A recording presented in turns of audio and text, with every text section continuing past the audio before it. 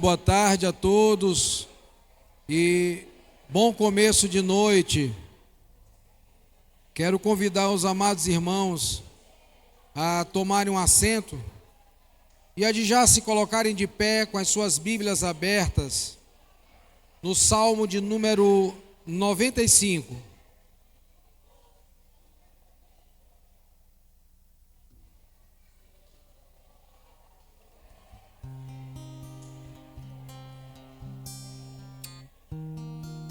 Salmo de número 95, um salmo de convocação à adoração ao nosso Deus. E como é importante e bom saber e ter os motivos para isso. Salmo 95, eu vou ler na NVT, você acompanha na sua versão. Salmo 95. Todos acharam? Salmo de número 95. Farei a leitura e você vai acompanhar na sua esse convite ao louvor, como também a adoração ao nosso Deus. Acharam? Salmo 95. Venham, vamos cantar ao Senhor. Vamos aclamar a rocha de nossa salvação. Vamos chegar diante dele com ações de graças e cantar a ele salmos de louvor. Pois o Senhor é o grande Deus, o grande Rei acima de todos os deuses. Em suas mãos estão as profundezas da terra. A ele pertencem os mais altos montes. O mar é dele, pois ele o criou. Suas mãos formaram a terra firme. Venham, vamos adorar e nos prostrar. Vamos nos ajoelhar diante do Senhor nosso Criador, pois ele é o nosso Deus. Somos o povo que ele pastoreia, o rebanho sob o seu cuidado. Quem dera hoje vocês ouvissem a voz do Senhor, pois ele diz: não endureçam o coração, como fizeram seus antepassados em Meribá, como fizeram em Massá, no deserto. Ali eles me tentaram e me puseram à prova, apesar de terem visto tudo que fiz. Por 40 anos estive irado com eles e disse: são um povo cujo coração sempre se afasta de mim, recusam-se a andar em meus caminhos. Assim jurei na minha ira, jamais entrarão no meu descanso. Vamos adorar o Senhor, queridos.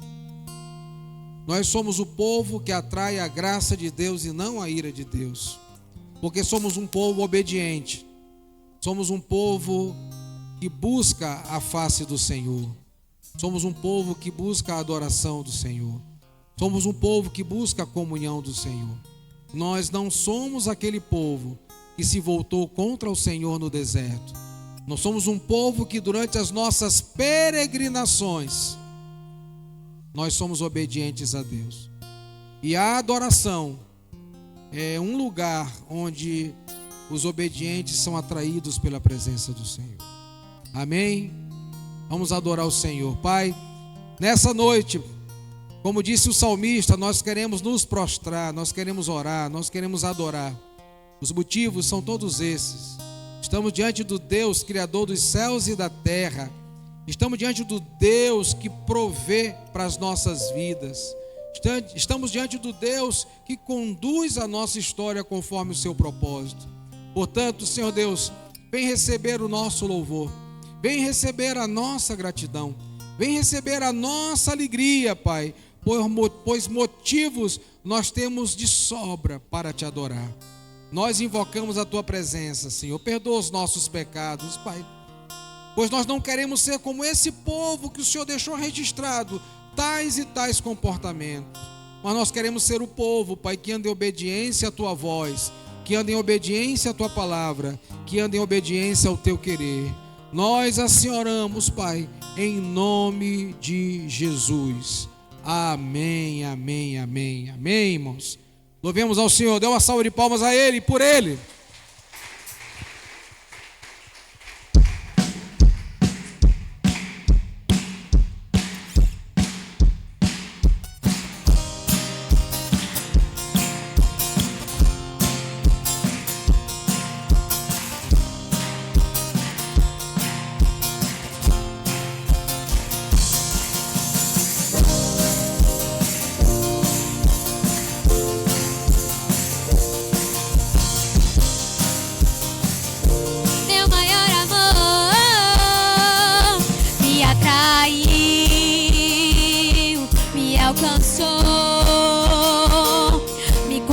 constrangeu e me salvou, me libertou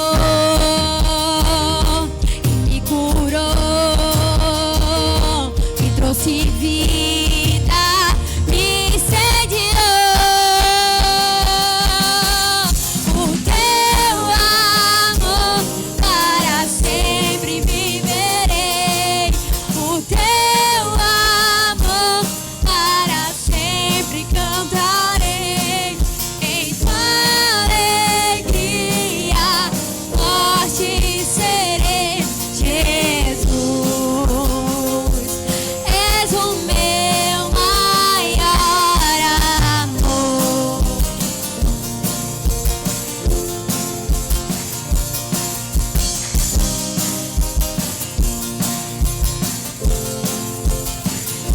Me atraiu, me alcançou, me constrangeu e me salvou, me libertou e me curou, me trouxe vida, me incendiou. O teu amor para sempre viverei, o teu amor para sempre cantarei, em tua alegria forte serei. Jesus, Jesus,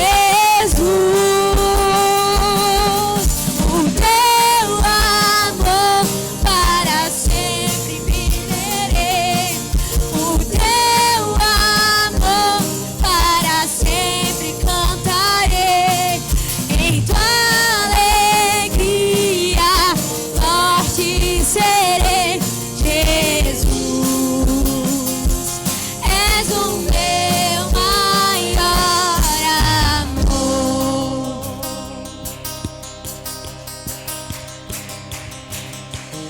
Ao que se assenta no trono e ao Cordeiro seja a honra, a glória e o poder para sempre. Ao que se assenta no trono e ao Cordeiro seja a honra, a glória e o poder para sempre. Ao que se assenta no trono e ao Cordeiro seja a honra, a glória e o poder para sempre. Ao que se assenta no trono e ao Cordeiro seja a honra, a glória e o poder para sempre. O teu amor para sempre viverei, o teu amor para sempre cantarei, em tua alegria forte serei. Jesus, Jesus, o teu amor para sempre viverei, o teu amor para sempre cantarei, em tua alegria forte serei. Jesus, és o meu maior amor. Glória a Deus, aleluia. Louvado seja o nome do Senhor. Louvado seja o nome do Senhor, que é digno de tudo, que é louvado. Te adoramos, Senhor, te exaltamos nesse lugar. Nossas vidas estão em tuas mãos, Jesus. Aleluia.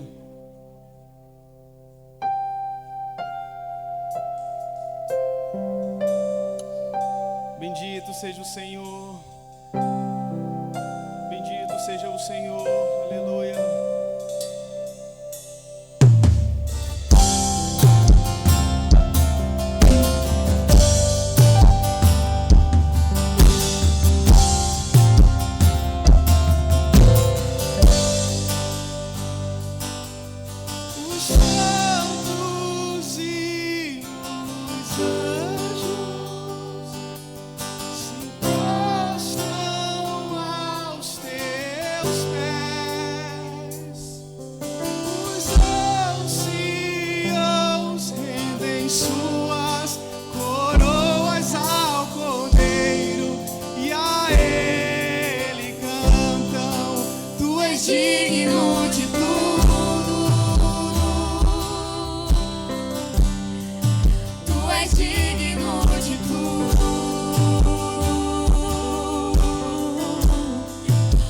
pois tudo vem de ti e tudo é para ti. Tua é a glória. Tu és digno de tudo. Tu és digno de tudo. Pois tudo vem de ti e tudo é para ti. Tua é a glória.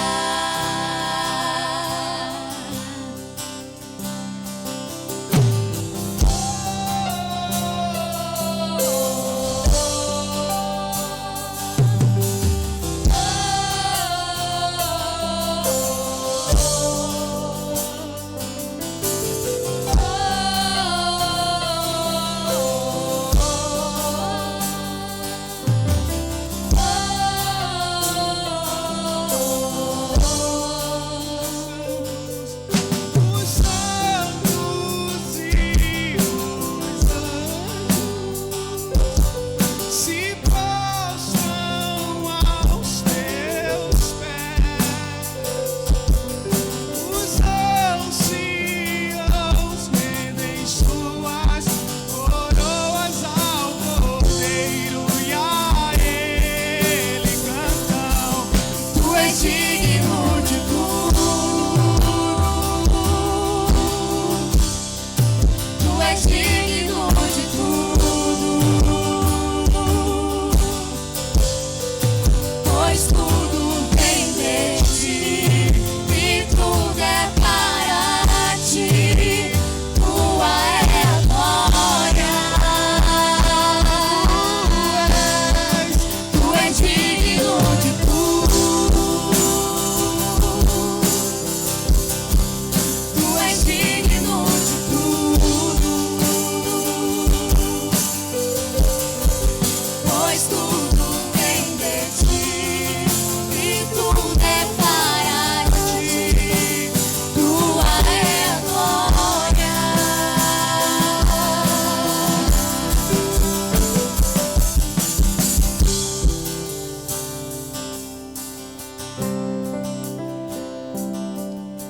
Queremos todos os dias declarar, Senhor, essa canção, que Tu és digno de toda honra e de toda glória, Senhor. Recebe a nossa adoração, Jesus. Dia e noite queremos declarar isso, Senhor. Dia e noite suba a ti nossa adoração. Dia e noite suba a ti nossa adoração. Dia e noite suba a ti nossa adoração. Dia e noite suba a ti nossa Dia e noite. Dia e noite suba a ti nossa adoração. Dia e noite suba a ti nossa adoração.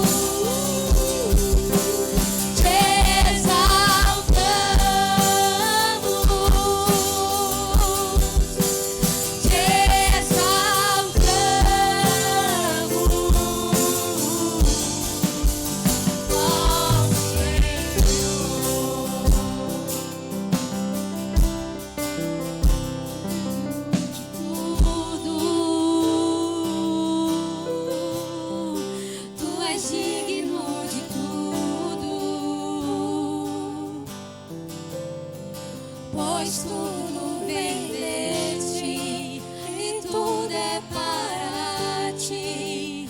Tua é a glória. Canta isso, bem forte. Tu és digno de tudo. Senhor.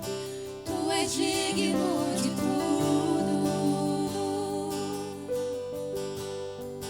pois tudo vem de ti e tudo é para ti. Tua é a glória. Suas vozes. Tu és digno de tudo.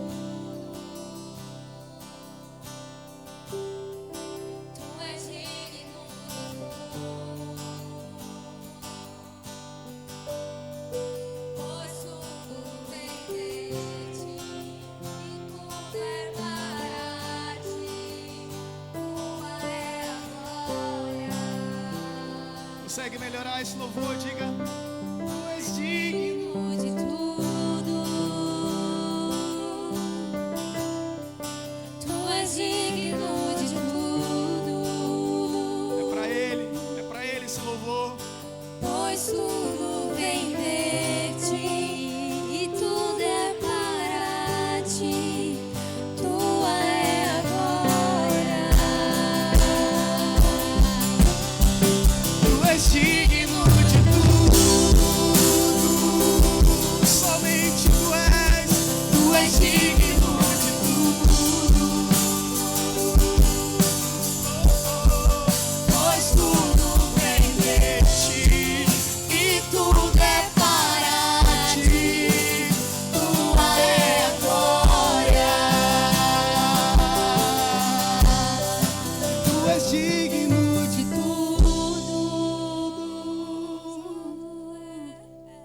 Tu és digno de tudo, pois tudo vem de ti e tudo é para ti. tua é a glória.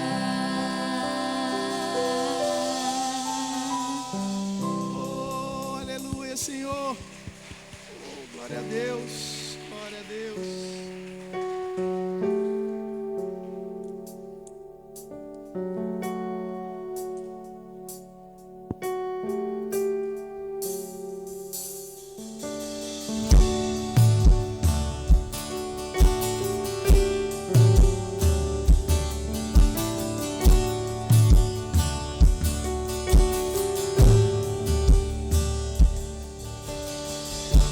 O inimigo tenta laços e embaraços pra lhe envergonhar, mas não vai,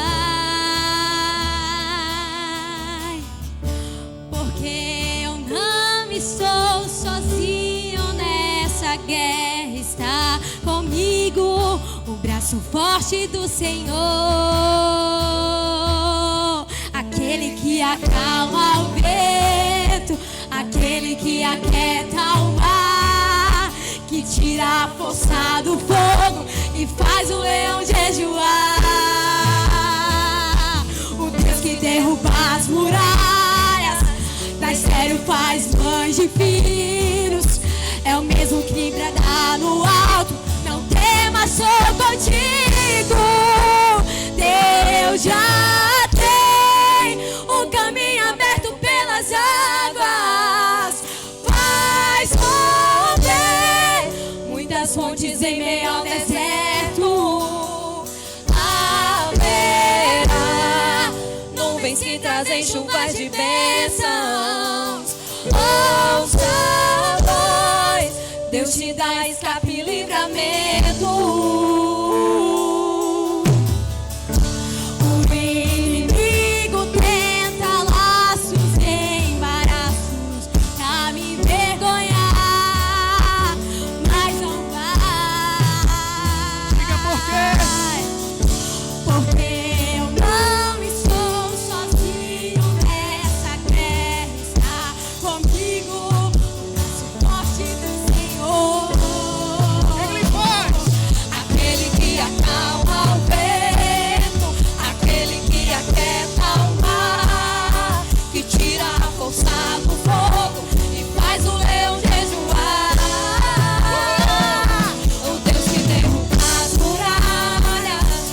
estéreo faz mãe de filhos. É o mesmo que dá lá no alto. Não temas, sou contigo. Deus já tem um caminho aberto pelas águas. Faz romper muitas fontes em meio ao deserto. Haverá nuvens que trazem chuvas de bênção. Ouça a voz, Deus te dá escape e livramento. O Senhor já tem. Deus já tem um caminho aberto pelas águas. Faz romper muitas fontes em meio ao deserto. Haverá nuvens que trazem chuvas de bênção. Ouça a voz, Deus te dá escape e livramento. Ao vento, aquele que aquieta o mar, que tira a força do fogo e faz o leão jejuar. Deus que derruba as muralhas, da estéreo faz mãe de filhos. É o mesmo que brada no alto. Não temas, sou contigo. A igreja! Deus já tem um caminho aberto pelas águas. Faz romper muitas fontes em meio ao deserto. Haverá nuvens que trazem chuvas de bênçãos. Ouça a voz, Deus te dá escape e livramento. Leão da tribo de Judá, Rei dos reis, reina para sempre. Leão da tribo de Judá, Rei dos reis, reina para sempre. Leão da tribo de Judá, Rei dos reis, reina para sempre. Leão da tribo de Judá, Rei dos reis, reina para sempre.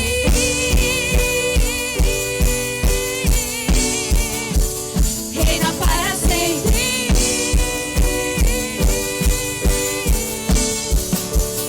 Reina para sempre. Declare: Deus já tem um caminho aberto pelas águas. Faz romper muitas fontes em meio ao deserto. Haverá nuvens que trazem chuvas de bênçãos. Ouça a voz, Deus te dá escape e livramento. Aquele que acalma o vento, aquele que aquieta o mar, que tira a força do fogo e faz o leão jejuar. O Deus que derruba as muralhas, da estéreo faz mãe de filhos. É o mesmo que brada no alto. Não temas, sou contigo. Deus já tem um caminho aberto pelas águas. Faz romper muitas fontes em meio ao deserto.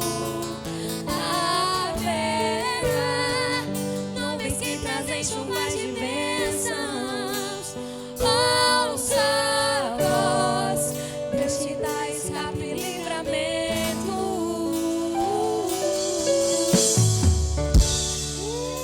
Glória a Deus. Louvado seja o Senhor. Louvado seja o Senhor, nosso Deus, que é poderoso para fazer infinitamente mais. E infinitamente mais. Aleluia.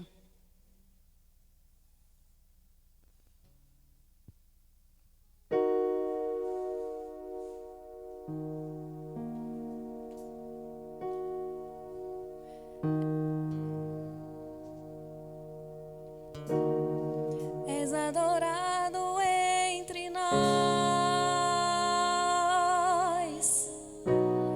tão desejado aqui.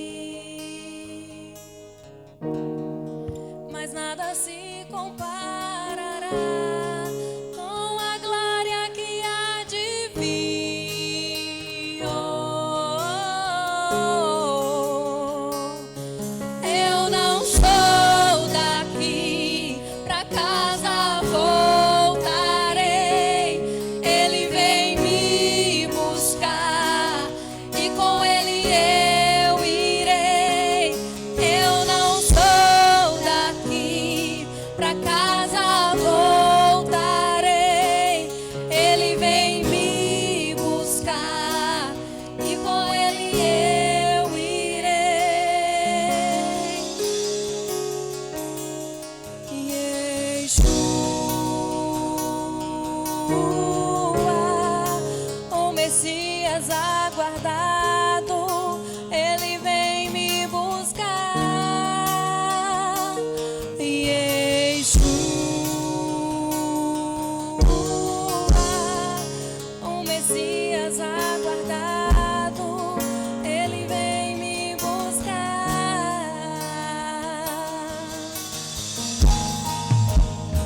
Glória a Deus. Bendito seja o teu nome, Senhor. Nós cremos para nada. Ora vem, Senhor Jesus.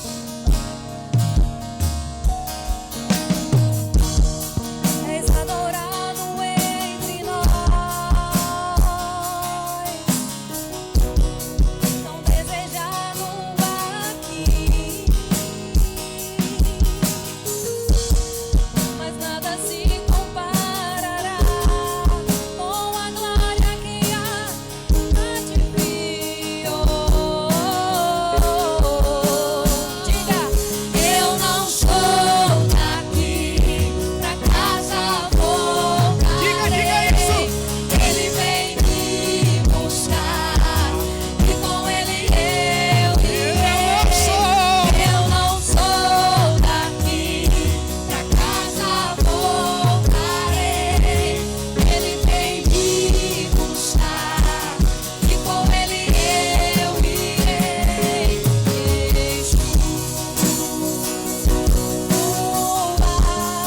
O Messias aguardado, ele vem me buscar.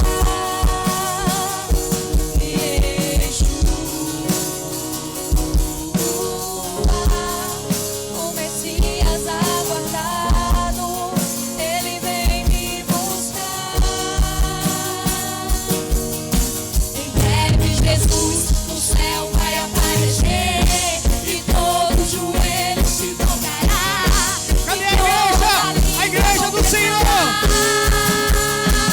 Mas a igreja será arrebatada num piscar de olhos. Acontecerá. Mas a igreja será arrebatada num piscar de olhos. Acontecerá.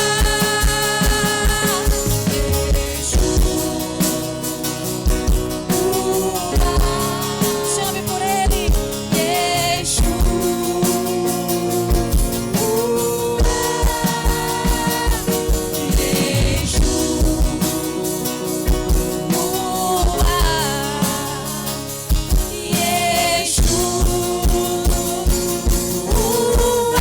Bem forte.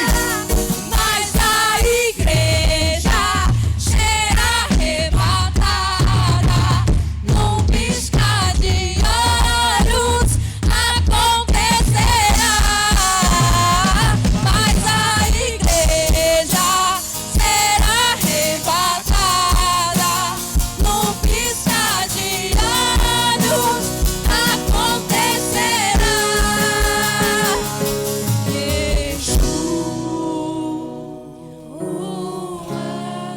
O Messias aguardado, ele vem, ele vem, ele vem.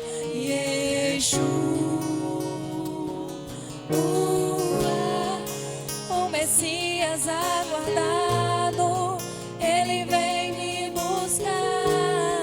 Mais uma vez. Yeshua,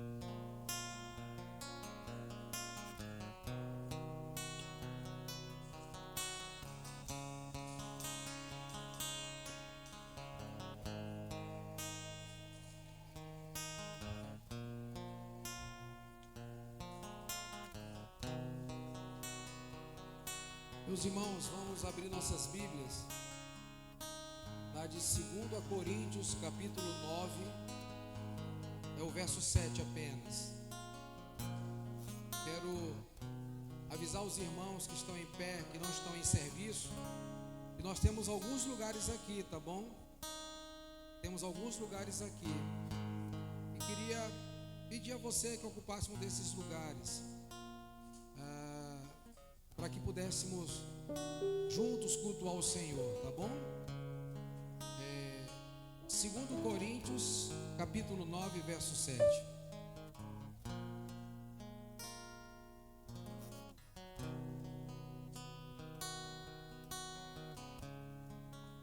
O texto nos fala assim: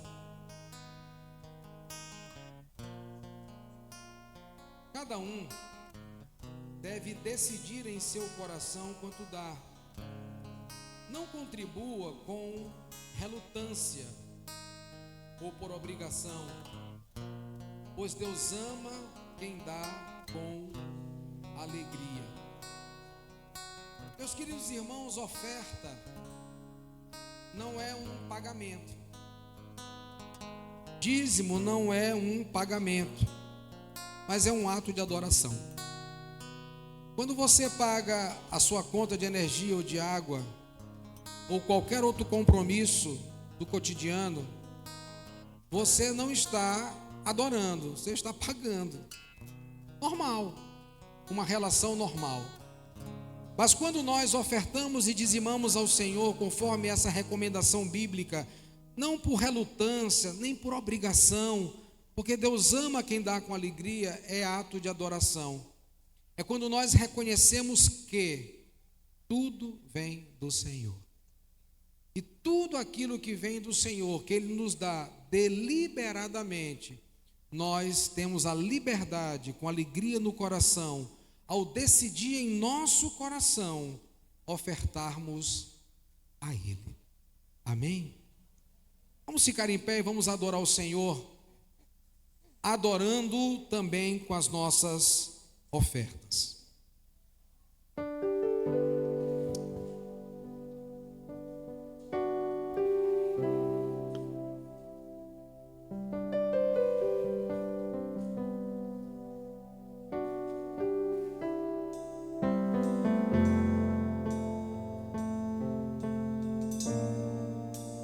Perto quero estar,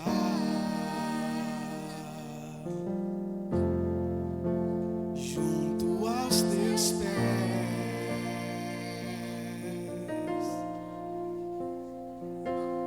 pois prazer maior não há que me render e te adorar.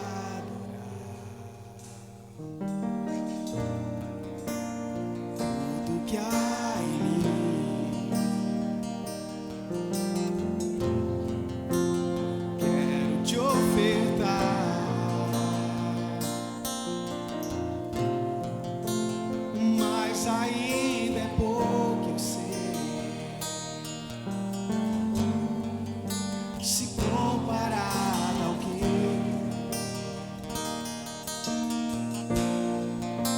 não sou apenas servo, meu amigo me tornei. A igreja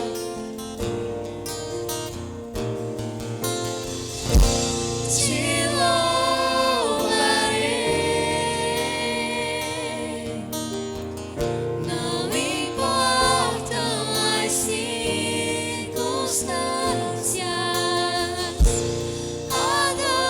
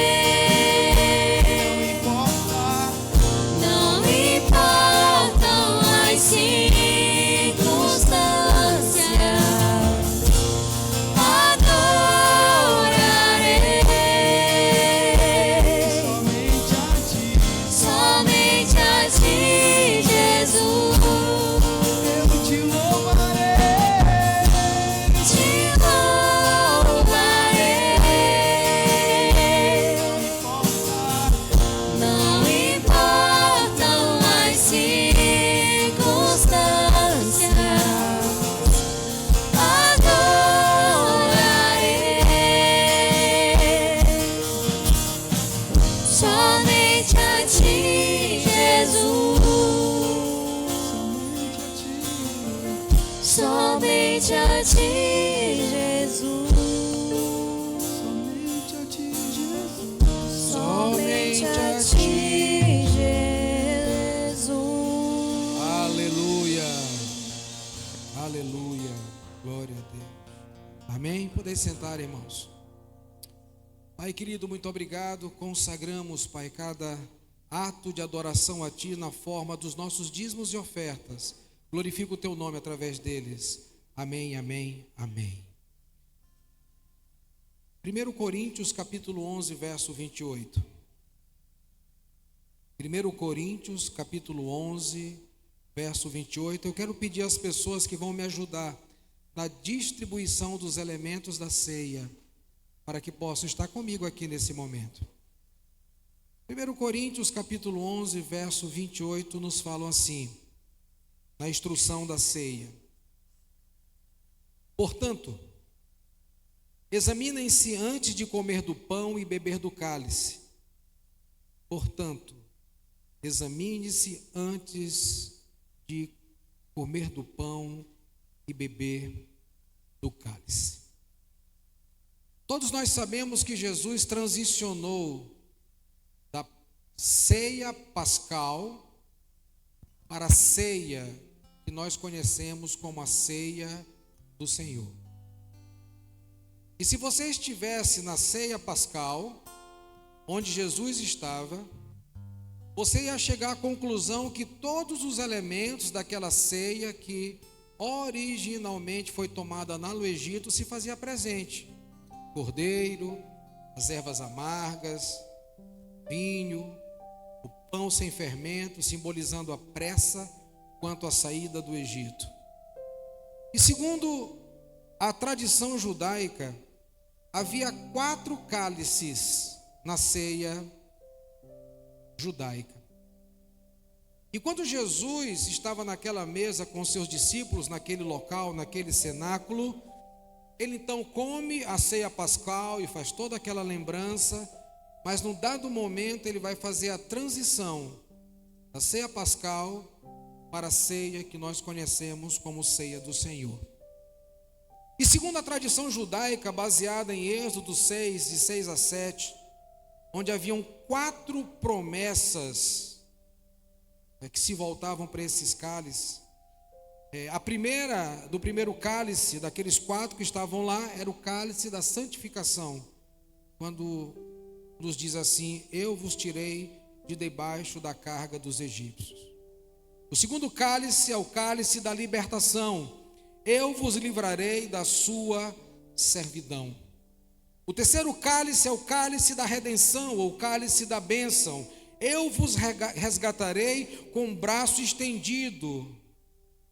E o quarto cálice é o cálice do louvor, ou cálice da consumação, como nós cantamos nessa noite: eu vos tomarei por meu povo.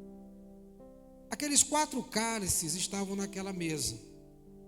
Mas quando Jesus transicionou para a Páscoa, da Páscoa para a ceia, ele não pegou o primeiro, não pegou o segundo e nem pegou o quarto, ele pegou o terceiro.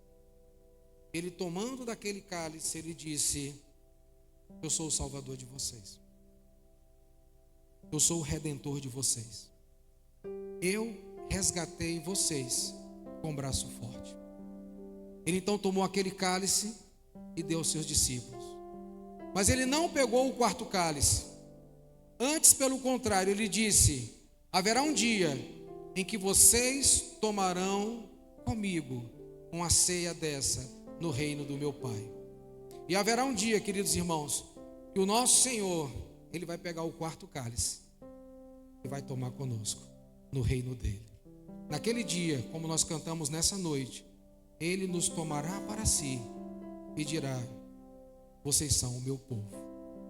Mas não um povo que peregrina pela terra, um povo que desfruta da realidade, da presença eterna do Senhor, como ele prometeu. Essa noite, vamos tomar o cálice.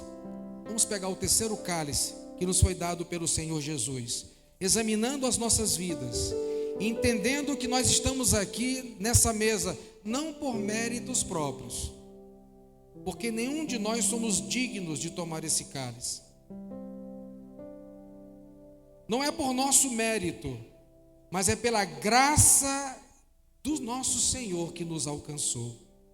E quando você tomar esse cálice, você pode ao tomar dizer: a minha vida pertence a Cristo, porque Ele é o meu Senhor e também o meu Salvador. Meus queridos irmãos, essa mesa não é a mesa da Maranata, ela é a mesa do Senhor. Portanto, todo aquele que já nasceu de novo, e ainda que esteja nos visitando, mas faz parte de uma igreja que professa a Cristo como seu único e suficiente Salvador, você deve participar dessa mesa. E nós entendemos que após a reforma, a igreja evangélica colocou Cristo como o único Senhor e Salvador, e ela não considera outro ou alguém como Senhor e Salvador. Nós também nessa igreja temos o hábito, por meio da leitura bíblica, de entender que o batismo, a ceia, a comunhão, ela deve ser precedida pelo batismo.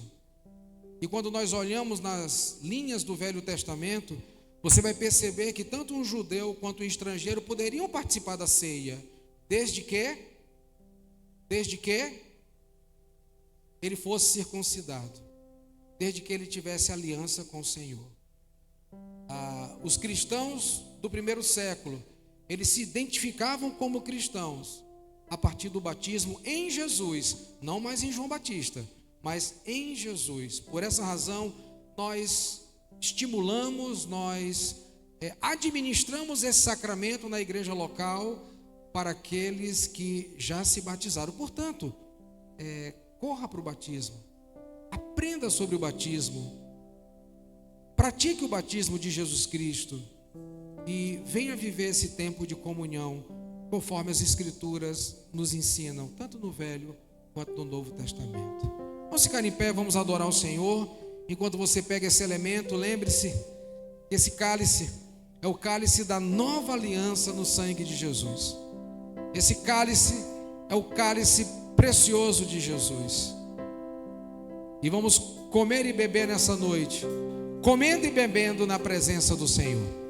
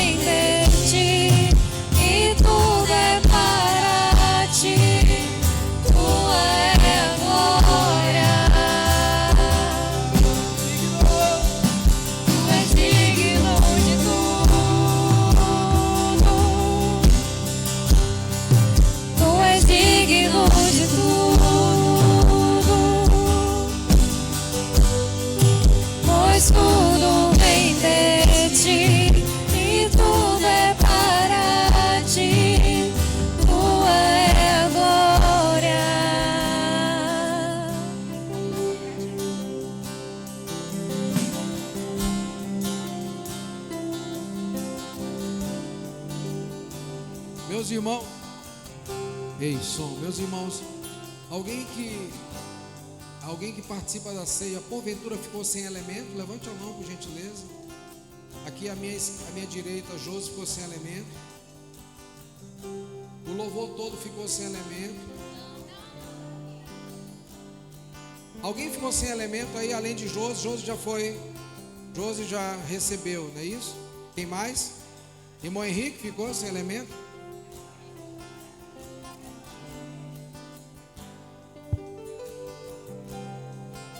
Então, irmãos,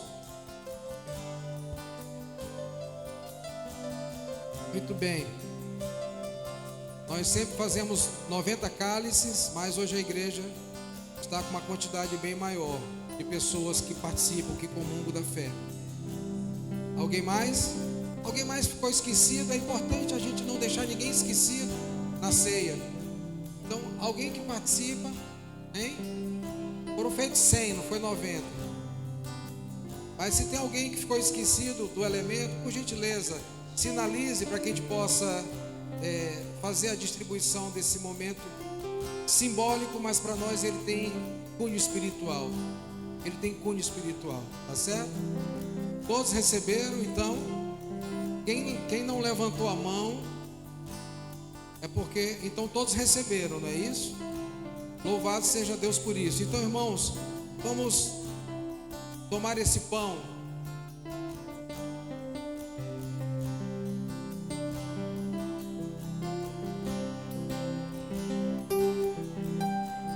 Eu acho que os irmãos que prepararam os cálices, eles devem malhar, né? Eles malham. Eles apertaram de um jeito aí que é só para 10 horas da noite hoje. Conseguindo abrir aí, então? Conseguiu? Então, vamos juntos. Coma e diga: Jesus é o meu Senhor e é o meu Salvador. Comam nessa noite.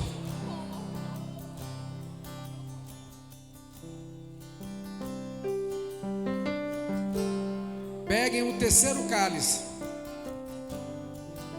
Peguem o terceiro cálice. Porque o quarto nós beberemos só no reino do Senhor. A quarta bênção, só quando Ele voltar, como nós cantamos nessa noite. Bebam todos e digam: Jesus é o meu Senhor e o meu Salvador.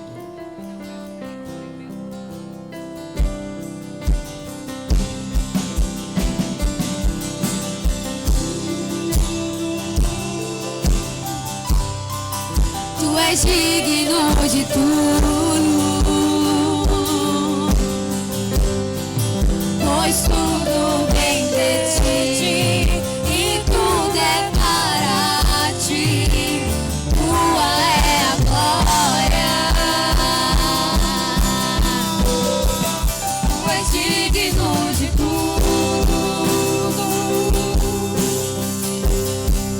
Tu és digno de tudo, pois tudo vem de ti e tudo é para ti. Tua é a glória.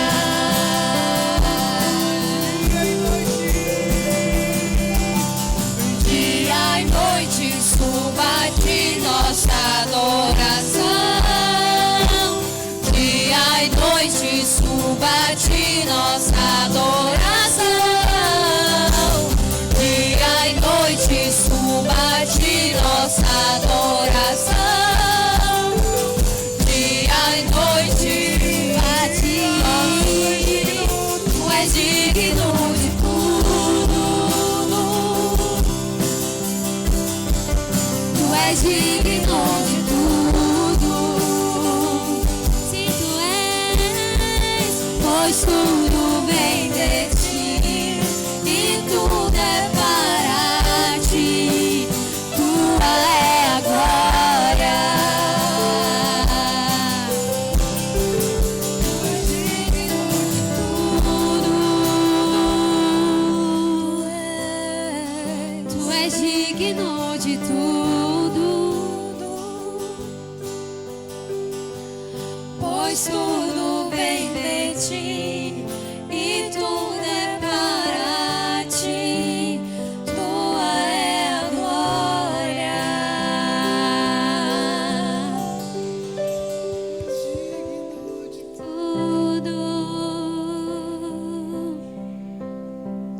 Tu és digno de tudo, pois pois tudo vem de ti e tudo é para ti. Tua é a glória.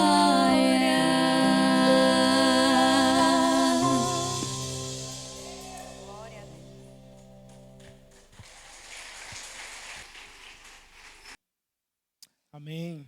Boa noite, irmãos. Graça e paz do nosso Senhor Jesus a todos. Amém? Para a gente se conhecer, do meu lado direito aqui tem alguém nos visitando nessa noite, visitantes da nossa igreja hoje. Lado direito, visitantes. Tem um casal ali, quem estiver próximo de cumprimentar os irmãos, aí sejam bem-vindos, tá? Do lado esquerdo, tem pessoas nos visitando nessa noite, aqui do lado esquerdo. Não, todo mundo é da casa, muito bem. Glória a Deus, a igreja cheia hoje. E o pessoal do fundo também, todo mundo é daqui, né? Porque tem uns 3 grupos agora, um da esquerda, da direita e um pessoal do fundo agora, né? Só tem cadeiras aqui na frente para quem quiser ficar mais pertinho, tá? Glória a Deus. Abra sua Bíblia comigo lá na carta de Romanos. Vamos continuar o nosso passeio pela carta de Romanos. Nós finalizamos o capítulo 3 no último encontro. Vamos trabalhar o capítulo 4 hoje, com a graça de Deus. Romanos capítulo 4.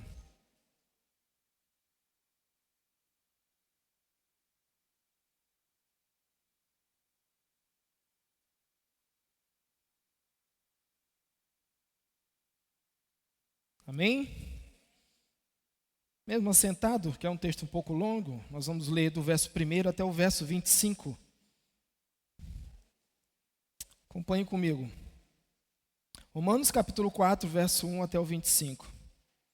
Que, pois, diremos ter alcançado Abraão, nosso pai segundo a carne? Porque se Abraão foi justificado por obras, tem que se gloriar, porém não diante de Deus. Pois que dizes as Escrituras? Abraão creu em Deus e isso lhe foi imputado para a justiça. Ora, ao que trabalha, o salário não é considerado um favor e sim uma dívida. Mas o que não trabalha, porém, crê naquele que justifica o ímpio. A sua fé lhe é atribuída como justiça. E é assim também que Davi declara ser bem-aventurado o homem a quem Deus atribui a justiça, independentemente de obras. Bem-aventurados aqueles cujas iniquidades são perdoadas e cujos pecados são cobertos. Bem-aventurado o homem a quem o Senhor jamais imputará pecado. Vem, pois, esta bem-aventurança exclusivamente sobre os circuncisos ou também sobre os incircuncisos? Visto que dizemos, a fé foi imputada a Abraão para a justiça, como, pois, lhe foi atribuída? Estando ele circuncidado ou ainda incircunciso? Não no regime da circuncisão, e sim quando incircunciso. Verso 11. E recebeu o sinal da circuncisão como selo da justiça da fé que teve quando ainda incircunciso, para vir a ser pai de todos os que creem, embora não circuncidados, a fim de que eles fossem imputada a justiça. E pai da circuncisão, isto é, daqueles que não são apenas circuncisos, mas também andam nas pisadas da fé que teve Abraão, nosso pai, antes de ser circuncidado. Não foi por intermédio da lei que Abraão ou a sua descendência coube a promessa de ser herdeiro do mundo, e sim mediante a justiça da fé. Pois se os da lei é que são herdeiros, anula-se a fé e cancela-se a promessa. Porque a lei suscita a ira, mas onde não há lei, também não há transgressão.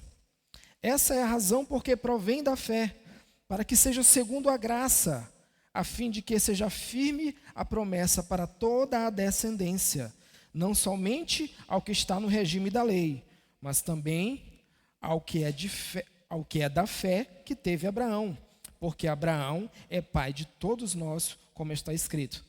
Por pai de nações te constituí. Perante aquele no qual creu, o Deus que vivifica os mortos e chama à existência as coisas que não existem. Abraão, esperando contra a esperança, creu para vir a ser pai de muitas nações, segundo o que fora dito. assim será a tua descendência. E sem enfraquecer-se na fé, embora levasse em conta o seu próprio corpo amortecido, sendo já de 100 anos, e a idade avançada de Sara, não duvidou por incredulidade da promessa de Deus, mas pela fé se fortaleceu, dando glória a Deus, estando plenamente convicto de que ele era poderoso para cumprir o que prometera. Pelo que isso lhe foi também imputado para a justiça, e não somente por causa dele. Está escrito que ele foi levado à conta, mas também por nossa causa, posto que a nós igualmente nos será imputado, a saber, a nós que cremos naquele que ressuscitou dentre os mortos, a Jesus, nosso Senhor, o qual foi entregue por causa das nossas transgressões e ressuscitou por causa da nossa justificação. Vamos orar, meus irmãos. Senhor, muito obrigado pela tua palavra, Deus.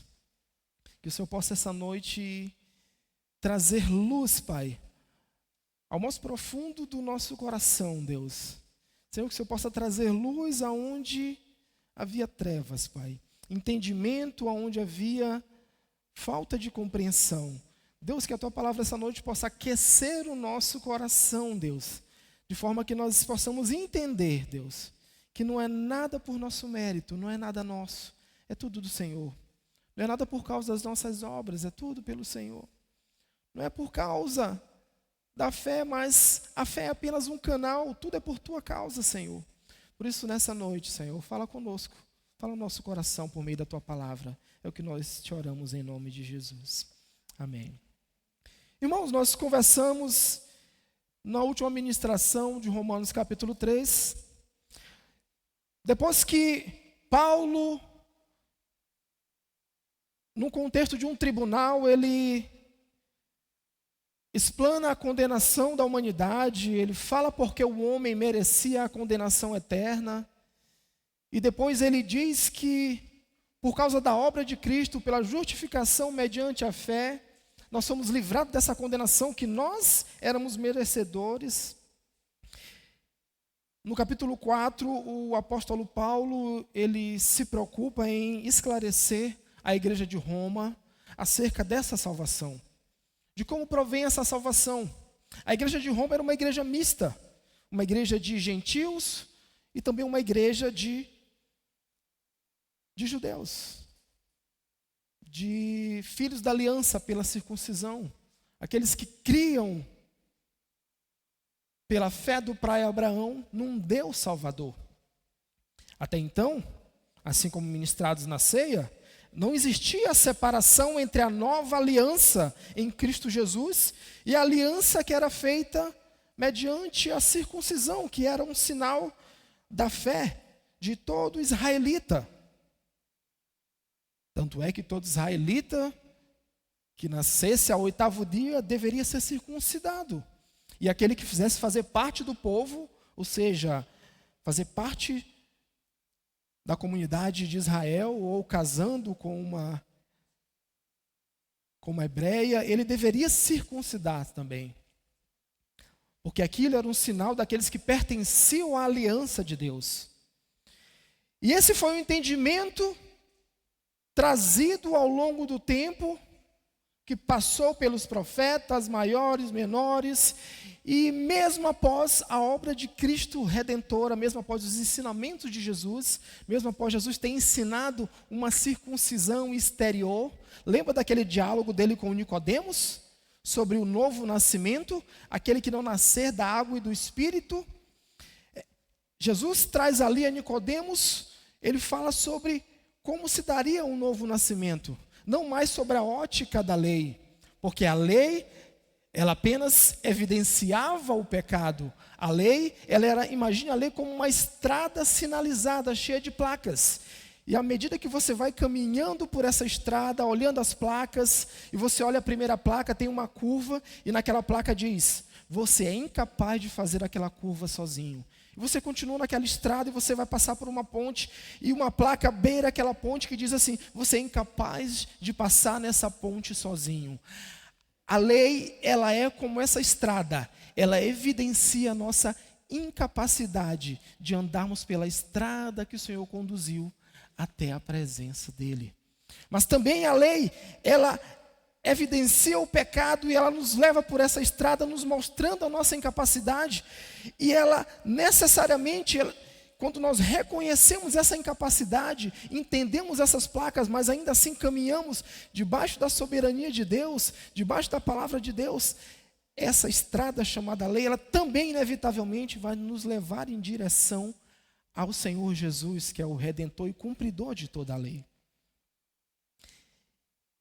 E ele chega no capítulo 4 e ele tem essa preocupação de ensinar a igreja de Roma, porque eles estavam divididos ainda entre a aliança baseada na circuncisão, entre a lei que ainda era utilizada como moeda de troca entre as autoridades da lei, entre os conhecedores da palavra que subjugavam o povo.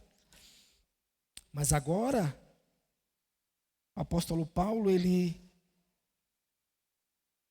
traz a lume, ele busca esclarecer aquilo que o Senhor Jesus quis trazer em seu ensino, ou melhor, trazer de volta a essência daquilo que o próprio Deus havia ensinado desde a época de Abraão, que havia sido desvirtuado, alterado ao longo do tempo.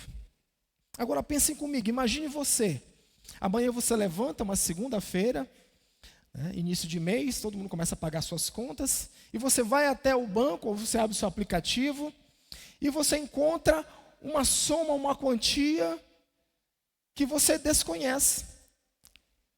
E aí, logicamente, você se preocupa, né? Que dinheiro é esse na minha conta? Você vai entrar em contato com o seu gerente, logicamente. E o seu gerente vai dizer o seguinte: olha, alguém creditou isso na sua conta. Mas você tem a plena consciência de que você não trabalhou por aquele dinheiro, que aquele dinheiro não é seu, que você não merece aquele dinheiro. É isso que Paulo vai querer ensinar à igreja de Roma. A salvação, ela é mediante a fé, mas é graça de Deus. Foi imputado, e a palavra imputado no texto que nós lemos significa isso: tirar de alguém e colocar em outra pessoa. Foi isso que Deus fez, Ele tirou do seu filho a justiça e imputou sobre nossas vidas, sobre a minha e a sua vida. E é isso que Paulo vai se deter a ensinar ao longo do capítulo 4. Romanos capítulo 4, verso 3 vai dizer assim: Abraão creu em Deus e isso foi imputado para justiça. Após ele afirmar em Romanos capítulo 3, verso 28, que nós somos justificados pela fé, independentemente de obra, Paulo ele já começa o capítulo 4 antecipando uma postura que era muito comum dos fariseus, daqueles que eram conhecedores da lei, que guardavam a lei, que é justamente a questão do pai Abraão, alguém que foi justificado por Deus e que recebeu uma orientação de Deus para a circuncisão como sinal da aliança entre Deus e o homem.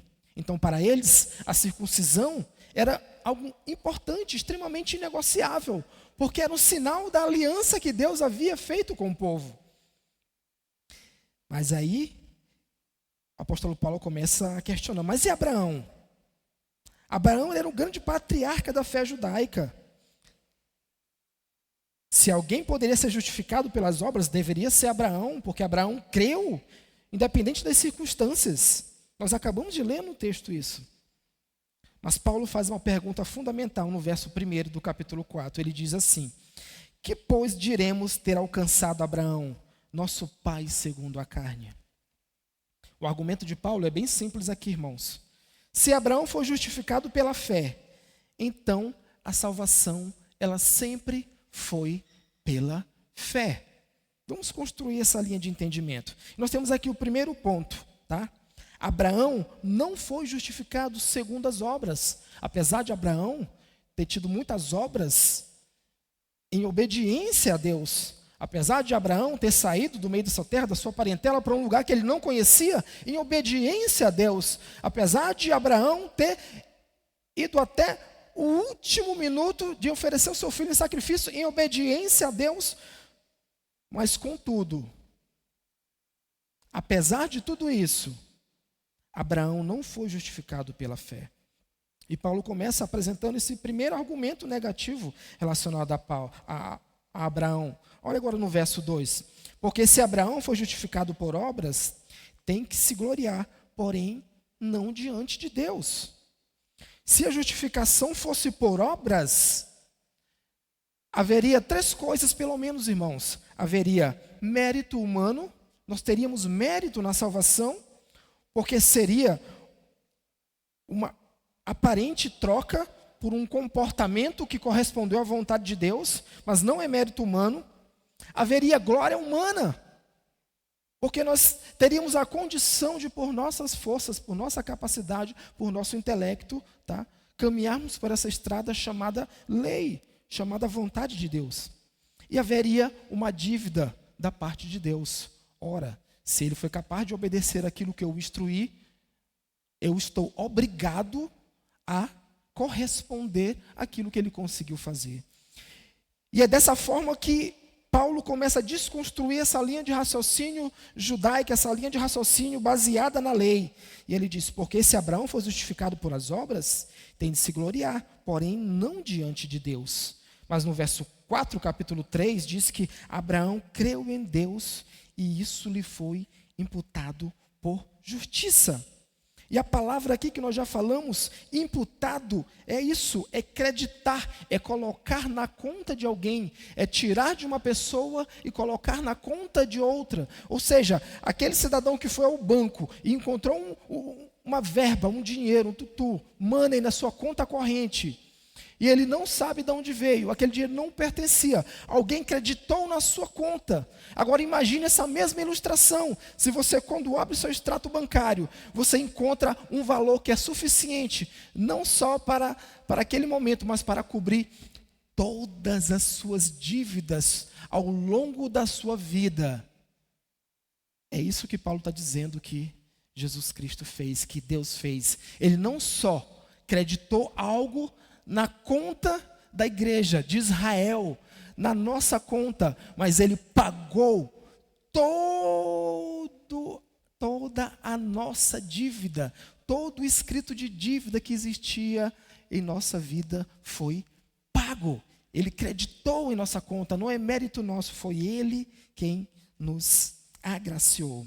A justiça não foi produzida, irmãos, por Abraão, ela foi creditada por Deus. Abraão também não teve mérito.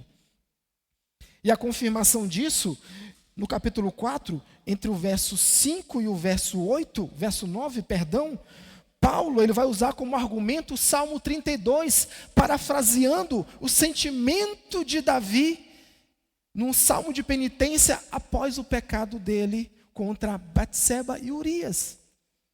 Quando Davi vai dizer o seguinte, sobretudo verso 7, bem-aventurado aquele cujas iniquidades são perdoadas e cujos pecados são cobertos, bem-aventurado o homem a quem o Senhor jamais imputará pecado. Davi experimentou dessa mesma justificação diante de Deus.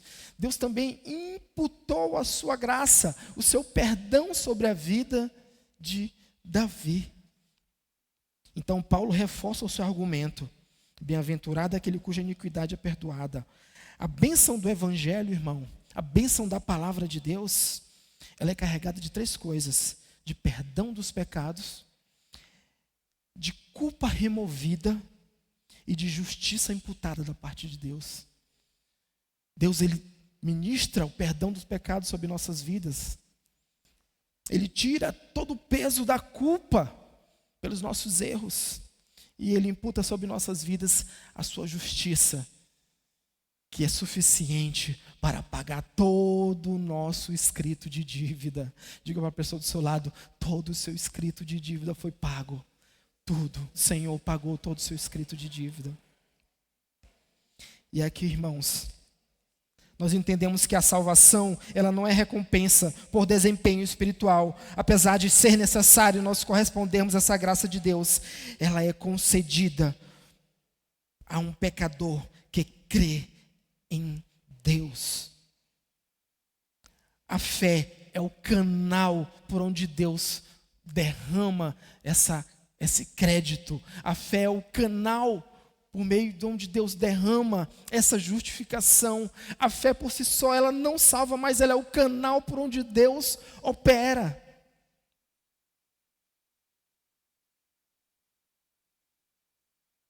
Por isso, Abraão creu isso, lhe foi imputado por justiça. E as Escrituras nos dizem que até a fé, até o desejo de adorarmos ao Senhor vem dele. E o segundo ponto é que Abraão foi justificado antes da circuncisão, irmãos. Perceba que Paulo já disse que a salvação não decorre de obras. Agora o apóstolo Paulo vai dizer do verso 9 até o 12 que a salvação, ela vem antes da circuncisão. Isso era um choque muito grande, irmãos, porque eles criam que a circuncisão era a marca da aliança, que sem a circuncisão nós não pertencíamos ao corpo do Senhor, nós não pertencíamos a Deus. Verso 9 ao 12, Paulo agora trata de um segundo paradigma judaico agora. Os judeus, eles confiavam no sinal da circuncisão. Abraão era uma figura inquestionável. A figura de Abraão era uma figura que remetia à fé, que remetia a comprometimento, que remetia à vontade de Deus, que remetia ao pai da fé, àqueles que os arrebanhou para o próprio Deus. Por causa da linhagem de Abraão, eles estavam em Deus. Era assim que a fé deles foi construída, era assim que eles criam. Mas agora Paulo diz o seguinte, que a circuncisão, que a justificação veio muito antes da circuncisão. Vamos entender o que Paulo está falando aqui. No verso 10, Paulo diz o seguinte: como, pois, lhe foi atribuída, estando ele já circuncidado ou incircunciso? Ele tá usando uma prática de uma retórica, irmãos. Ele faz uma pergunta para os judeus, ele faz uma pergunta nessa carta, que vai ser direcionada, mas uma pergunta que ele não quer uma resposta, porque ele já tem uma resposta. Ele só quer conduzi-los a um entendimento. Ora, Abraão foi justificado antes ou depois da circuncisão? É isso que ele está perguntando. Vamos à resposta agora aqui, irmãos. A resposta é clara. Olha só, a circuncisão ela só vem somente em Gênesis 17, de 10 a 11, que diz assim: esta é a minha aliança, que guardarei entre mim e vós e a tua descendência. Todo macho entre vós será circuncidado.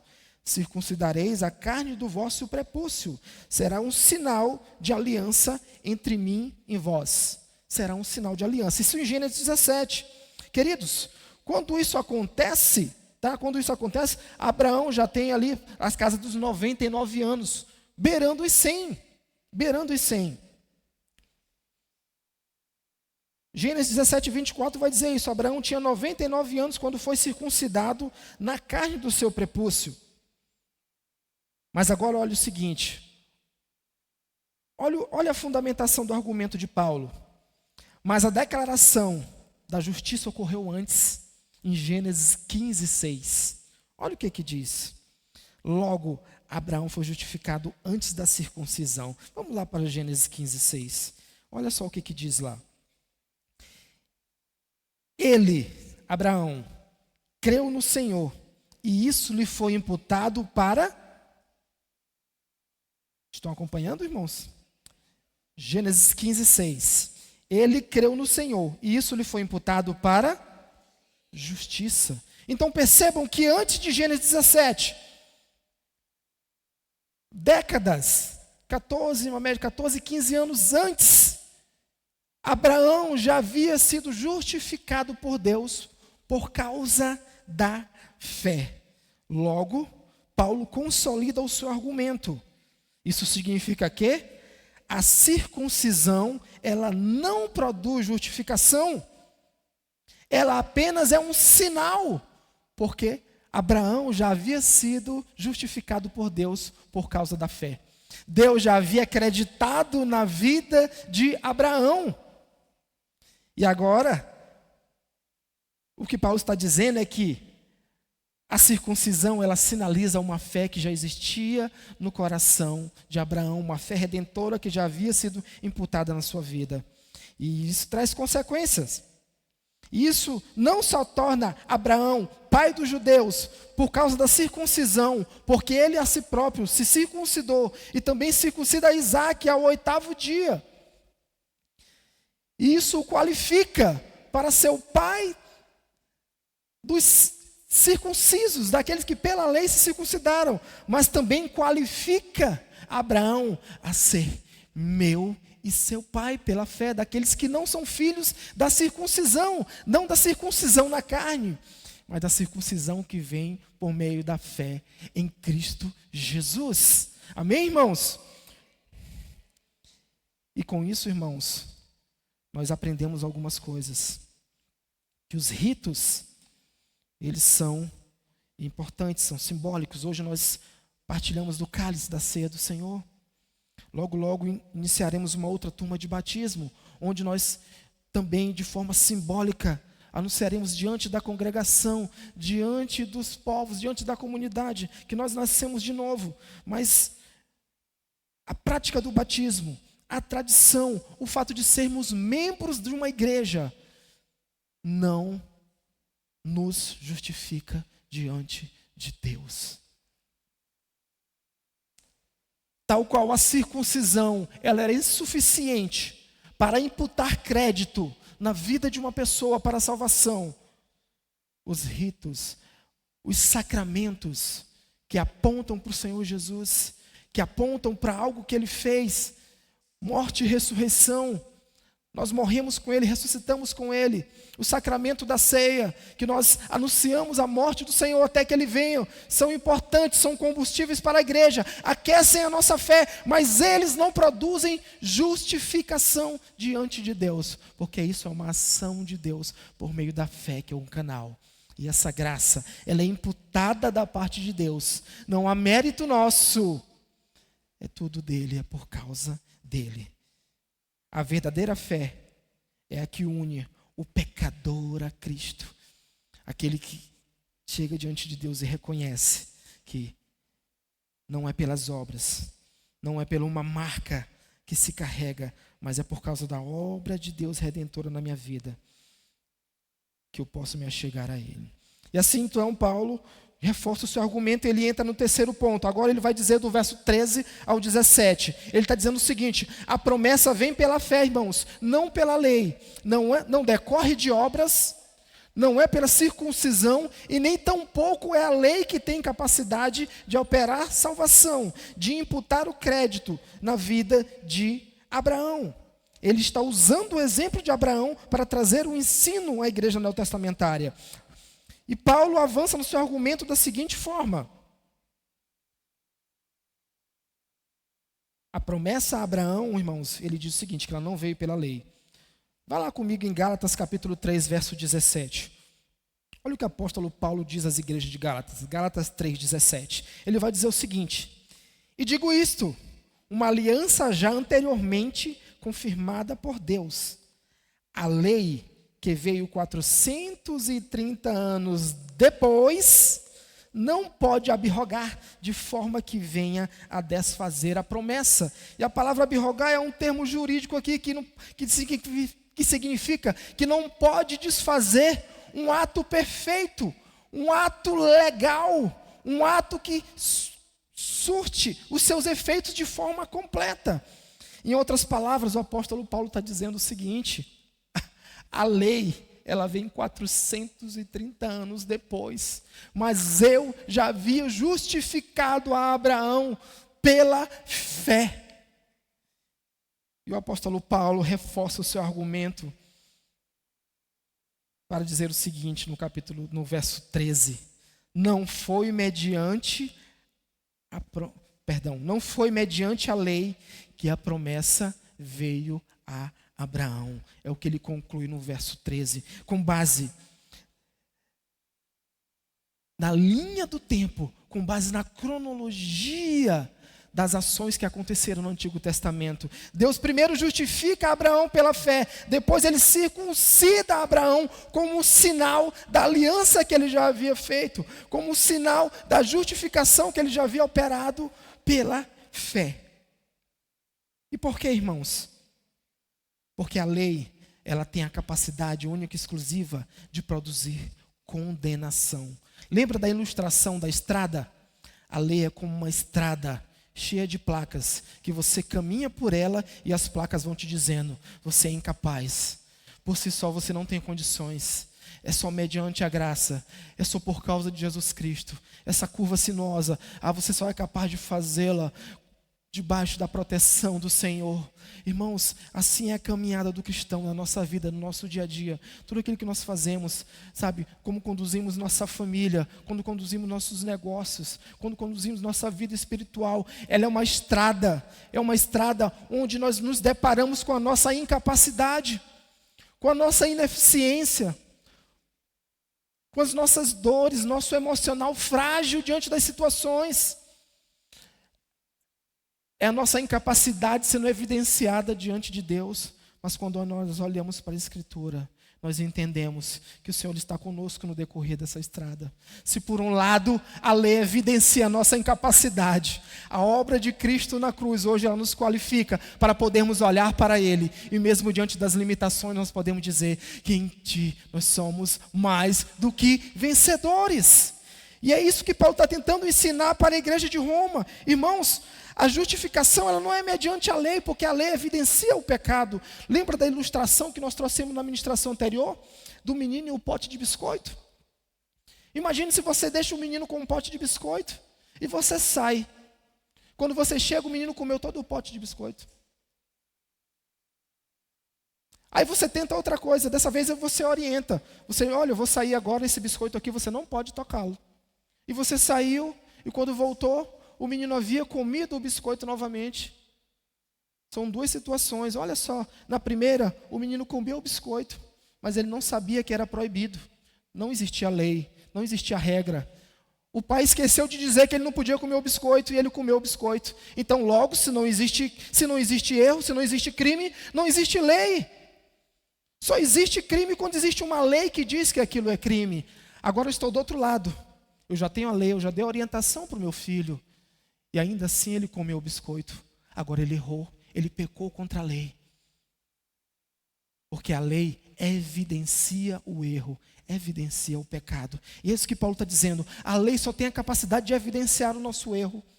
Por isso a salvação é pela graça, não há mérito nosso. Não tem como ser de obras. Não tem como ser com base em cumprimento dos 10 mandamentos. Não tem. E perceba que Paulo está tecendo esses argumentos porque ele estava colocando a sua vida em xeque.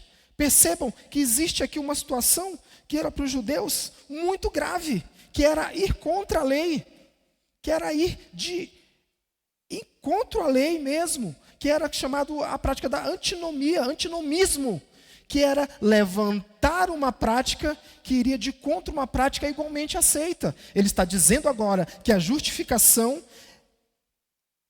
ela é superior à circuncisão, que eram duas práticas igualmente aceitas. E Paulo está dizendo, não, eu não estou dizendo que a justificação aboliu a lei, não estou dizendo que por causa da justificação eu não preciso obedecer os 10 mandamentos. Eu estou querendo dizer o seguinte, que a lei, as regras, ela evidenciam a nossa incapacidade de agradar a Deus, de obedecer a Deus na sua integralidade. Mas a justificação que é imputada, que é retirada de alguém colocada sobre nossas vidas, essa não, ela vem da parte de Deus e ela nos qualifica a estarmos na presença do nosso Senhor. E aí Paulo ainda torna o seu argumento mais robusto de que a salvação ela é pela fé, é um canal por onde Deus derrama a sua justificação. A lei, ela produz condenação, irmãos. No verso 15 diz, porque a lei suscita a ira, mas a promessa, porém, vem pela fé. Verso 16, essa é a razão porque provém da fé, para que seja segundo a graça de Deus, para que seja segundo a graça de Deus. E é interessante que nos versos de número 13, 14 e 15, ele fala de uma promessa que os torna herdeiros. Isso está apontando para Jesus. Abraão aponta para Jesus. Quando ele diz, não foi por intermédio da lei que Abraão ou a sua descendência, que coube a promessa de ser herdeiro do mundo, e sim mediante a justiça. Pois se os da lei é que são os herdeiros, anula-se a fé e cancela-se a promessa. Ou seja, anula-se a fé e cancela-se a promessa. Quem era a promessa? Era Jesus, o Redentor que havia de vir. Era em Jesus que a promessa feita a Abraão iria se consumar, o pai de muitas nações, pela fé. Por isso que nós usamos o jargão e dizemos que Abraão é o pai da fé, mas isso só foi possível por conta da obra de Jesus, que foi o cumprimento dessa promessa aqui na vida de Abraão. E aí nós entramos no quarto ponto. Nós aprendemos que a lei revela o pecado, a graça ela concede salvação. No quarto ponto, a fé que confia nas promessas de Deus. É o que Paulo vai ensiná-los agora do verso 18 ao 22. Agora Paulo descreve a natureza da fé de Abraão. A nossa fé, irmãos, ela tem uma natureza. Ela não é uma fé aleatória, abjeta, sem sentido, inócua. Não, a nossa fé tem um sentido, ela tem um propósito. É o que Paulo vai nos ensinar agora. Em Romanos 4,18 ele vai dizer: esperando contra a esperança. Irmão, você já imaginou você esperar contra a esperança? Quantos já esperaram alguma coisa aí que parece impossível, irmãos? Quantos esperam alguma coisa que parece que é surreal? Abraão já tinha quase 100 anos. O texto diz que ele estava amortecido na sua carne, corpo já de um idoso, que é natural, com desgaste do tempo. E além disso, irmãos, diante dessa promessa, ele tinha uma mulher que era estéril, que não podia dar à luz. Por isso o texto diz no verso 18 que, esperando contra a esperança, ele creu. Esperando contra a esperança. Irmãos, nós somos chamados por Deus para caminhar esperando contra a esperança. Se o mundo aponta para uma direção, o Senhor nos chama a caminhar contra uma esperança. Se a situação da nossa família aponta para uma direção, Deus nos chama a caminhar contra a própria esperança. Mas Ele também nos ensina que a caminhada de fé, ela não desconsidera a nossa capacidade humana, a nossa limitação. Porque nós vemos Deus expressando, Paulo expressando a limitação do próprio Abraão aqui, ó. Verso 18, Abraão esperando contra a esperança, creu para vir a ser pai de muitas nações. Segundo lhe fora dito, assim será a sua descendência. Mas agora olha o verso 19.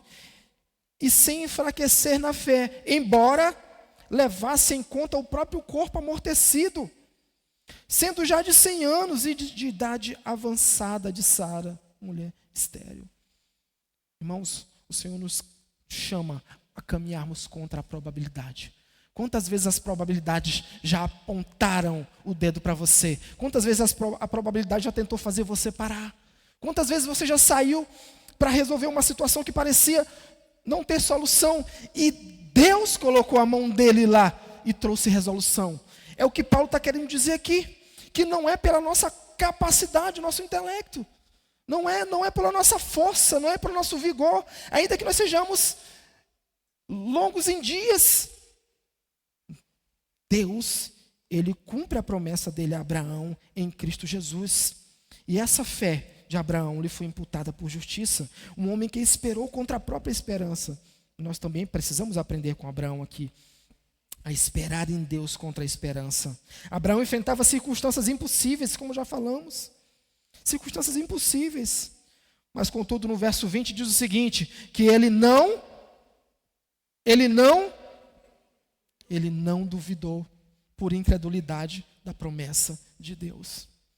Irmãos, nós somos chamados a não duvidar. O Senhor tem promessas para a gente, aqui na terra ou na eternidade. Nós somos chamados a não duvidar do Senhor. Nós somos chamados a caminhar não por aquilo que nós estamos vendo, mas por aquilo que o Senhor tem nos prometido por meio da sua palavra. Ele não duvidou por incredulidade da promessa de Deus. E por isso Abraão hoje é conhecido como pai da fé.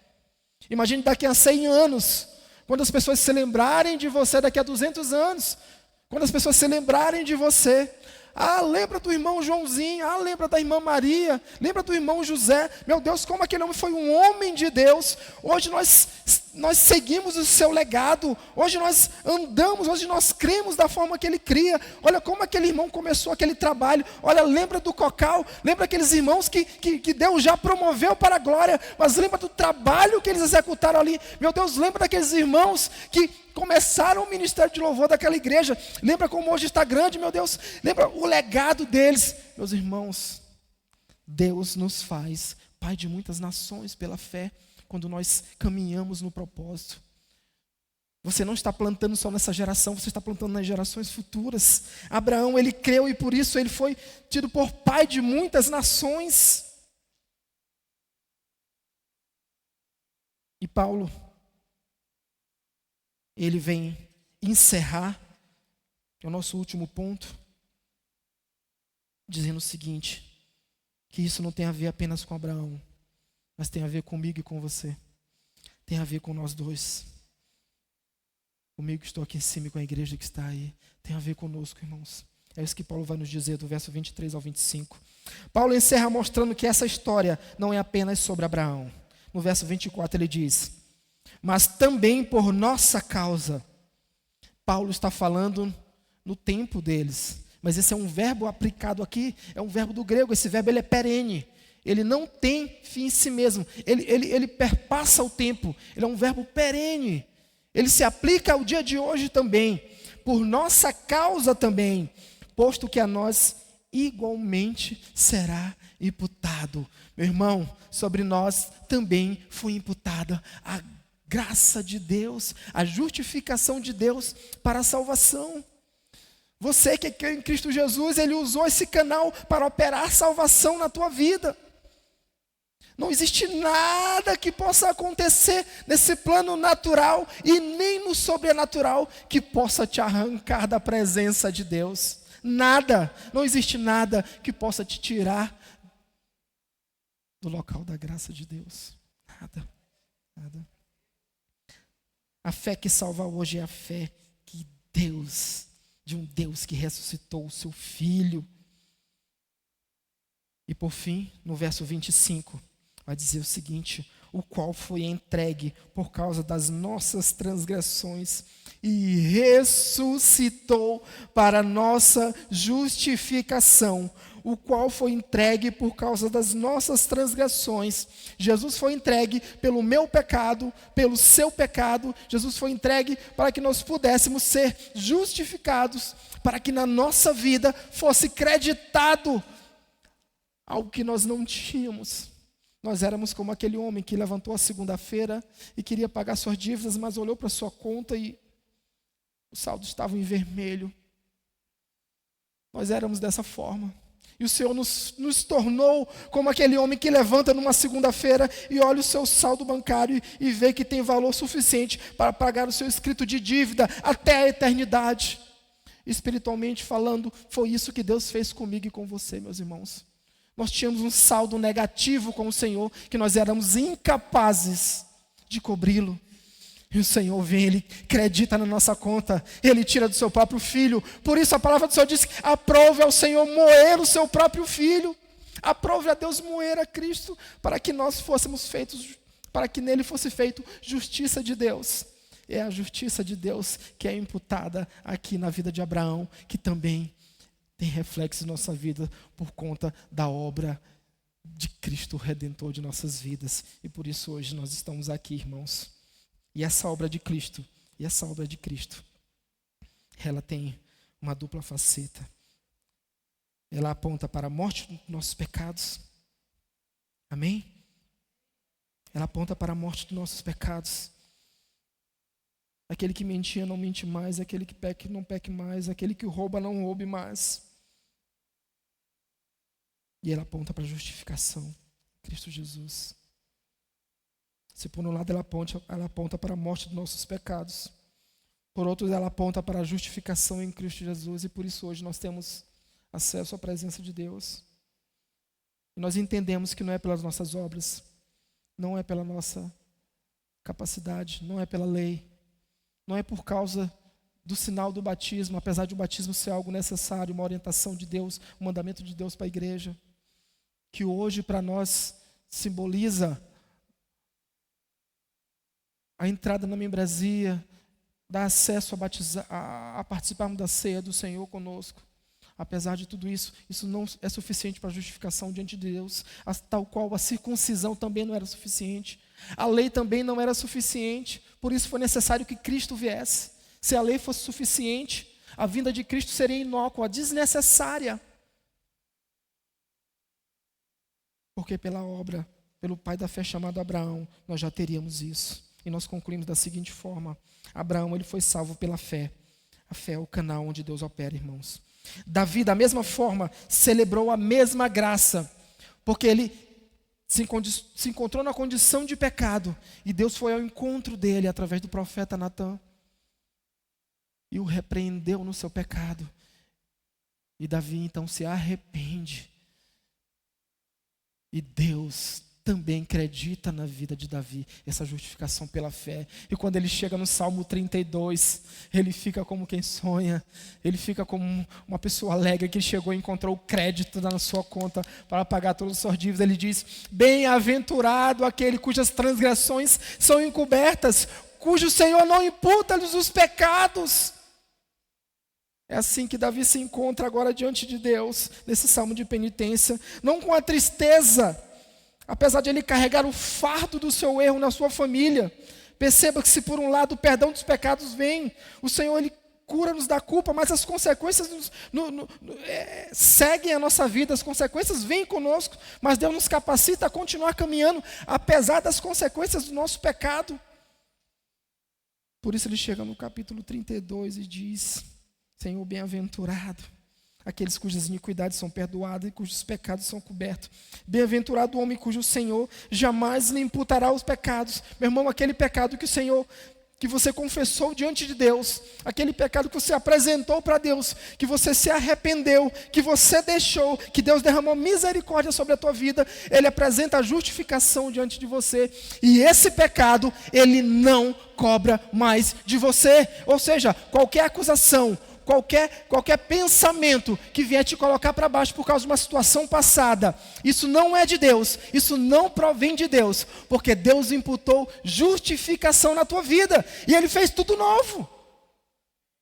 Você pode caminhar em gratidão a Deus, e jubiloso como Davi pode dizer: bem-aventurado eu sou, porque Deus não me imputa mais os meus pecados, porque Ele derramou graça sobre a minha vida. E não é por obras, irmãos, não é mérito, não tem a ver com uma placa de igreja, com denominação, mas é somente pela fé em Cristo Jesus. Fica de pé comigo nessa noite, vamos orar em nome de Jesus. Senhor, muito obrigado, Senhor, pela Tua palavra. Senhor, aquece o nosso coração nessa noite, Senhor, assim como o Senhor tem feito desde o início desse culto, Deus. Senhor, nós cantamos a Tua palavra, Senhor, e a Tua igreja foi tomada pela Tua presença, meu Deus. Senhor, as pessoas foram tocadas em meus louvores. Tua palavra diz que onde há comunhão, o Senhor ordena a bênção. Senhor, em nome de Jesus, obrigado porque Tu habita em meus louvores. Senhor, em nome de Jesus, Pai, nós te oramos, Deus, nesse momento, apresentamos, Senhor, a Tua igreja. Senhor, em nome de Jesus, que onde há trevas, Senhor, que a Tua luz brilhe, meu Deus. Que onde há dúvidas, que haja certeza. Que onde há incredulidade, que haja fé contra a esperança, que haja fé mediante as circunstâncias adversas, que haja fé mesmo diante das circunstâncias que apontam o contrário. Meu Deus, vai agora ao encontro do Teu servo, Senhor, aquece o seu coração, para ele entender que o legado dele não é sobre hoje, mas é sobre aquilo que ele vai deixar para a eternidade, que ele possa entender que o Senhor tem operado na vida dele, para que ele ande de fé em fé, mesmo diante das limitações, das lutas, da fraqueza, da enfermidade. Senhor, mesmo diante da elevada idade, o Senhor tem nos chamados para crer apesar das adversidades. Senhor, nos dá a fé do Teu pai, do nosso pai Abraão, Senhor. Nos dá a fé desse homem, Senhor. Ministra, aumenta a nossa fé, Senhor, para que amanhã nós possamos acordar, Senhor, alegres, Senhor, cheios, Senhor, em nome de Jesus, Deus, corajosos, ousados, sabendo que na nossa conta existe um crédito que vai muito além daquilo que nós poderíamos pagar, que nós nós somos filhos do Altíssimo, que nós somos filhos de um Deus Todo-Poderoso, que aquilo que acontece lá fora não tem capacidade de mexer a minha alma, de mexer as minhas emoções, porque eu estou ancorado no Senhor, porque a minha fé está ancorada na Tua palavra, em Ti, Jesus, aquele que me justificou, hoje e sempre. Senhor, nós te oramos nessa noite. Senhor, nós pedimos que a Tua graça, que a Tua paz, Senhor, que excede o entendimento, esteja sobre o Teu povo, Senhor, durante essa semana, durante a segunda-feira, a terça, a quarta, a quinta, a sexta. Meu Deus, que o Teu povo seja abençoado, possa experimentar o sobrenatural, assim como Abraão experimentou o sobrenatural. Quando Deus o proveu, ele por fé correspondeu a Deus, e o Deus fez experimentar ser pai de muitas nações, mesmo na tenra idade. O Senhor fez ele a ter filhos, dele brotar uma geração da qual vem o Filho de Deus, o Senhor Jesus Cristo, o qual cumpre a promessa na vida de Abraão, e pela fé o faz pai de muitas nações. Senhor, tal qual seja assim na vida do meu irmão, que ele possa crer, e que dele possam vir, Senhor, muitos outros que creem através da vida dele, que ele possa ser exemplo, que ele possa ser, em nome de Jesus, aquele que vai na frente, aquele que se dispõe, aquele que serve. Senhor, aquece o coração da Tua igreja, para a semana de encontro nas células, que seja uma semana poderosa, que onde a graça de Deus, Senhor, reanima a alegria da salvação no Teu povo, traz de volta, Senhor, em nome de Jesus, aqueles que estão afastados, aqueles que estão com o coração endurecidos, meu Deus, que a Tua palavra possa ir lá até agora, Senhor, porque ela está naquele coração, e no momento da Tua vontade, Senhor, o Teu propósito se cumpre, Senhor, porque a Tua justiça, a Tua justificação, ela é imputada de forma perfeita, Senhor, ela não falha. Por isso, Deus, em nome de Jesus, traz o Teu povo de volta, Senhor, alarga as tendas da Tua igreja, Senhor, que seja um ano de crescimento, seja um ano de crescimento debaixo da Tua graça, seja um ano de crescimento debaixo da Tua palavra, de muito entendimento, de muito ensino de Deus, de muita busca do Teu Espírito, Senhor, em nome de Jesus, um ano de confissão de pecados, um ano de transformação,